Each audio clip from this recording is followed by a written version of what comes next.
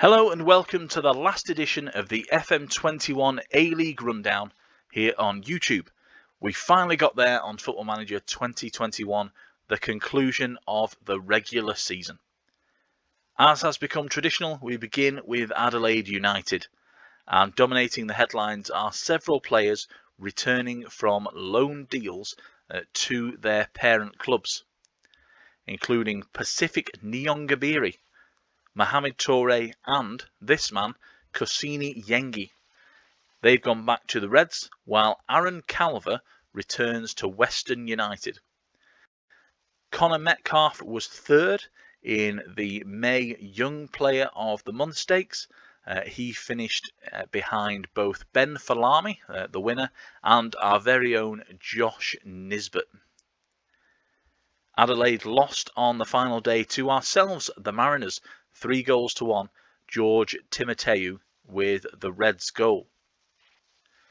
Brisbane Roar were impressive in securing a 1-1 draw against Sydney FC, with Jay O'Shea scoring in the first half. He equalised from an early one from Costa Barbarouses. Brisbane have released both Scott McDonald and Ramat Akbari. More on Scott McDonald in a moment. Brisbane not in a position to continue with both men. They are now available immediately on free transfers, despite making the final series. They finished the regular season in 5th place. And as you can see, bottom right there, the stat, conceded the fewest goals in the A-League, just 26 in 26 matches. As far as ourselves are concerned, the Central Coast Mariners, we won 3-1 against Adelaide at Coopers Stadium. Goals from Daniel Bowman, Matty Simon and Jack Clisby. Out of contract, Daniel De Silva has departed the club. We tried to keep hold of him, kept offering him a new deal, but the 23-year-old is seeking his fortune elsewhere.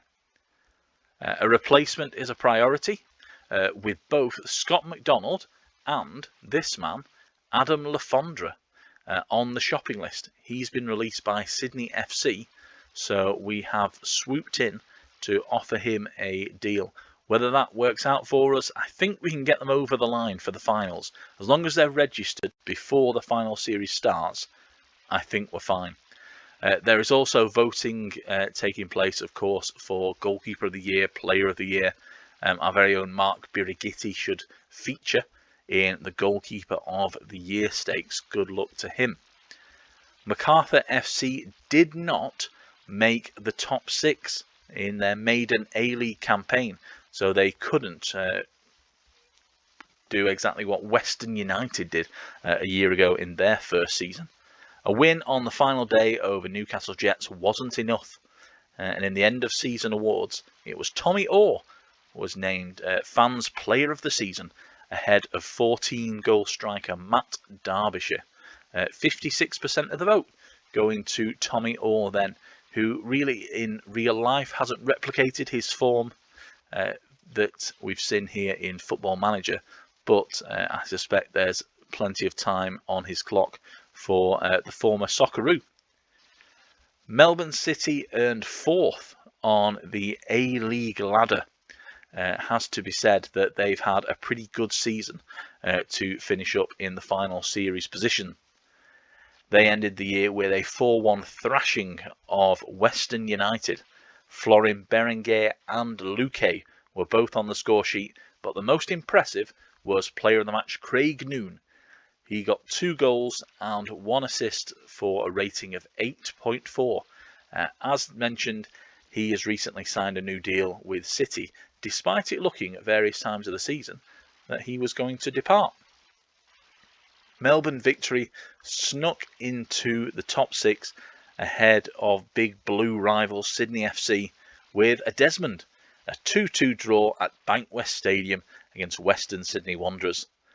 Ben Falami and Nick Ansell got the goals for Victory. It was Ansell with the final goal of the day in the 70th minute that secured a point in Parramatta. Scott Miller has been sacked sensationally by Newcastle Jets. So he only came in earlier in the season. When this save started, the Jets didn't have a permanent manager. So obviously in real life, Craig Deans eventually took over the reins permanently. He was the interim manager at the start of the year. Here on Football Manager in the Mariners Massive, Scott Miller was appointed. He's been there all season, but after an 11th place finish, he is down at the Labour Exchange. JP DiMarini and Ruben Zadkovic are said to be interested in the role. The Jets were well beaten on the last day of the regular season, 3-0 by MacArthur FC, really capping off their campaign with a bit of a damp squib on the final day. Perth Glory picked up a last day victory over Wellington Phoenix, with Chris Economides the star in a 2-1 triumph. Perth, however, remain rooted to the foot of the A-League ladder and pick up the wooden spoon. In the end, though, they were only 2 points shy of Newcastle Jets, so certainly this win coming against the Knicks, a welcome tonic for the lads from HBF Park. Sydney FC sensationally missed out on finals football. It was a 1-1 draw with Brisbane Roar, Costa Barbarouses with that early goal, but unfortunately it seems that the Sky Blues are not going to contest the championship. It was at the Jubilee Oval, this game, so a home game for Sydney FC. You'd expect them to win. In other news, it looks like Luke Bratton, with 58% of the vote, picked up the Sydney FC Fans Player of the Year award, with Trent Bahaja named Young Player of the Year. Obviously, they have released Adam Lafondra, so whether that's coming into the thinking there, you are not sure. Tomer Hemed ended his 11-hour goal drought with a first-minute strike against Perth Glory, but Wellington crashed to eventual defeat back at Sky Stadium. Second on the ladder, they have a home semi-final to come, but obviously not in great form, it has to be said. A goal and an assist by James Troisi, former Socceroos man, couldn't gain Western Sydney Wanderers more than a point against Melbourne Victory, as the Red and Black limped home in 8th place in the A-League. The Wanderers have since released Daniel Wilmering, Patrick Ziegler and Daniel Georgievski with immediate effect. Plenty of changes will be happening at the Wanderers, although Nikolai Muller was the big hit with the fans. 60% of the end of season awards vote, Young Player of the Season going to Keanu Bacchus. No real surprise there. Max Burgess has finally got his release. He has been let go from Western United. So, of course, in real life, he's been campaigning that for some time and has since, I think, signed with Sydney FC. Tommy Uscock and Aaron Calver, back from his Adelaide loan, immediately released there. The good news for Western United fans is that the new stadium, the project, is underway. They are in the process of searching for suitable sites and investors back in Melbourne. So it looks like they will be building a stadium of their own in the coming years. Great to see the project underway for the Green and Black.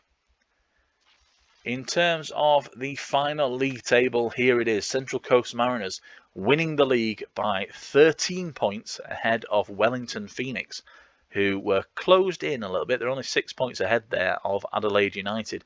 Prior to this, we've been 10, 15 points clear beforehand, but I think a bit of a poor run. You can see there that they've drawn 3 of the last 5 and lost 1 in that stint as well. Down at the bottom, we've got Perth Glory, 21 points. As we mentioned, only 2 behind Newcastle Jets. Those last 3 games, those 3 wins, really putting them back in contention to get off the bottom, but it wasn't to be. The final series is confirmed. The teams contesting will be Central Coast Mariners ourselves, Wellington Phoenix, Adelaide United, Melbourne City, Brisbane Roar and Melbourne Victory. The likes of Sydney FC, Western Sydney Wanderers and Macarthur all miss out. Even Macarthur down in 9th, only 4 points shy of 6th place Melbourne Victory.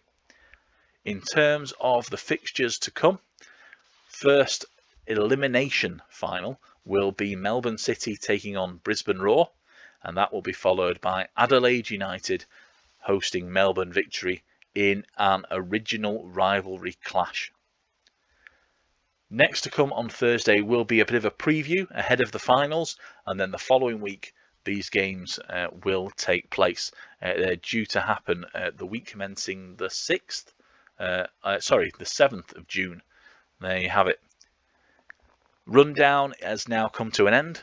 That is the last time we will be doing an A-League FM21 rundown, as there's really nothing to go through now. There'll be a wrap up towards the end of the season, as that will happen over the next month. If we can look at the schedule, I think it's the structure. The final series, the grand final, the draw is due to take place on the 16th.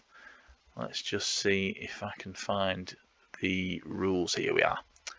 So the regular season, that has come to an end, and then we have the final series elimination finals. So they'll start on the 7th of June, end on the 9th. Then we've got the semi-final. Those will take place from the 14th of June to the 16th. Winners, of course, qualifying for the grand final, which takes place on the 27th of June. So we've got about another month worth of A-League FM21 action to come.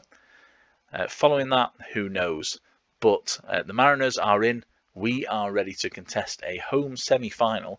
We're just going to wait to find out who we play. Join me on Thursday for a preview of the final series. I'll see you then.